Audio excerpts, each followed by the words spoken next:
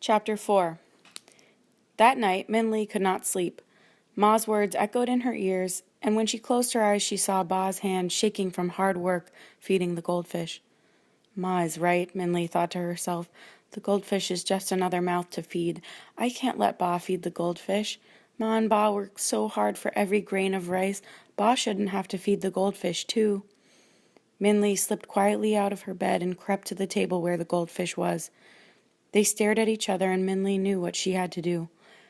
Quickly slipping on her shoes and jacket, she took the goldfish and left the house. It was late. The village was quietly asleep, and the stars above filled the sky like spilled salt on dried seaweed. Minli's footsteps seemed to hush the night as she made her way toward the Jade River. At the edge of the river, Minli looked at her goldfish one last time. The moon shone above, so even in the darkness of the night, the fish seemed to burn a bright orange. Its black eyes sparkled at her. "I'm sorry I can't keep you," Minli whispered. "I hope you'll be all right in the river." And with those words, she emptied the bowl into the water. For a moment, the fish seemed shocked and was still like a flickering flame on a match. Then it wiggled in the water and swam in circles, joyful fire twirling in the water. Minli watched it and sighed. As the sound faded into the night, Minli realized it was an echo of her mother's impatient, frustrated noise. "Ma will never stop sighing until our fortune changes, but how will it ever change?" Minli asked ruefully. "I guess that is another question for the old man of the moon. Too bad no one knows how to get to Never-Ending Mountain to ask him anything." The fish stopped swimming and looked up at Minli. "I know where it is," it said. The female voice was high and soft like the wind whistling through the reeds of the water. Minli stared. "Did you say something?" she asked. "Yes," the fish said. "I know how you can get to Never-Ending Mountain and ask the old man of the moon a question."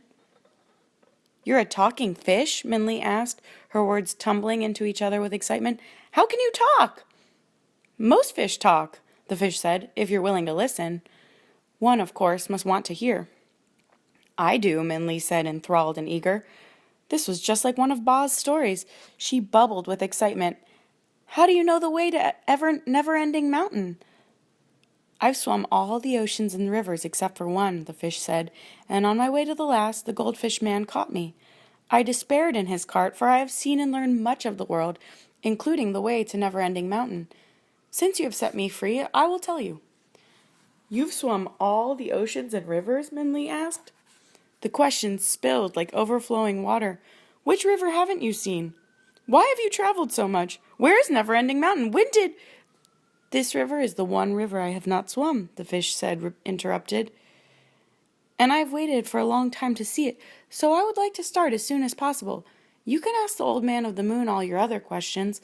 Let me tell you the way to him so I can be off." Minli nodded and asked no more. She realized she was having a conversation with a goldfish, which was very unusual, so she decided to listen.